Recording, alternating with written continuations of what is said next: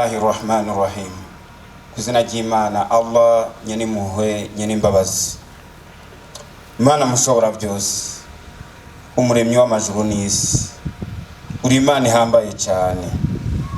Imana yashize ku murango nijoro. Imana aremye amajuru n'isi.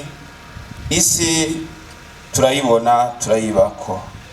Ijuru riri hejuru yacu nta nkingirigira. Umuco mwiza ntirihindagurika ngo rize kuzana irangi ritari ryo. Mana mushobora byose, iyi ntwaro leta n'abayirongoye warabashoboje kumera nk'umwami Dawidi. Ni wewe wakora akazi kose ku rugamba, nta uvuga ngo yatsinze uyundi. Mugabo we warerekanye ko intsinzi yose ivi wawe. Abarundi barabana mu mahoro no mu mutekano, ata ukigenda yikanga uyundi. Ibyo byose warabikoze. Ibyo kandi tubikesha uyu mugambwe mwiza utagira amacakubiri, umugambwe wanwanyishije abarundi bose. Mana mushobora byose, turakwiyegereje. Abiyumvira yuko poritike ari ya bamwe, ahubwo ni wowe ikina. Ingene wayikinye Mana, sokuruza wabemera bose Abrahamu waramuzungurushije mu bihugu byose, acategwa iryo teka kugira ngo yitwe sokuruza wabemera. Intumwa y'Imana Yesu nawe nyene mu gihugu ca Isirayeli harabari barigize yuko ari bo ba mbere mu kuvura, umugabo we yaravura akazura. Intumwa y'Imana Musa mu gihugu ca Misiri harabari barigize yuko ari bo ba mbere mu kuroga, umugabo wewe ntiyaroga, yakoresheje inkoni irimo ibitangaro vyawe. Intumwa y'Imana Dawidi yarerekanye ubuhambare imbere wigira igihangange. Muhammad ashitse Maka asangana abantu b'incabwenge ngo baze kuvuga icarabu cyane, ntiyaciye mu ishure, mugabo Qur'an ibyo yerekanye. Ibyo byose ni bitangaro vyawe na poritike yawe. Kubera bitakumenye byarahuye n'ibibazo.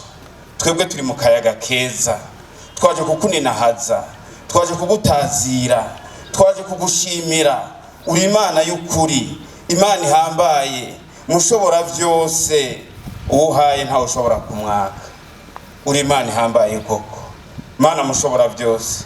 Urumva izo politike zose wakinye, niyo samurago wacu Ndayishimiye Evaristo waramushoboze guhuzunguruka igihugu cyose kugira ngo umwize ingene azobana n'abarundi, azobana n'abamwemera n'abatamwemera.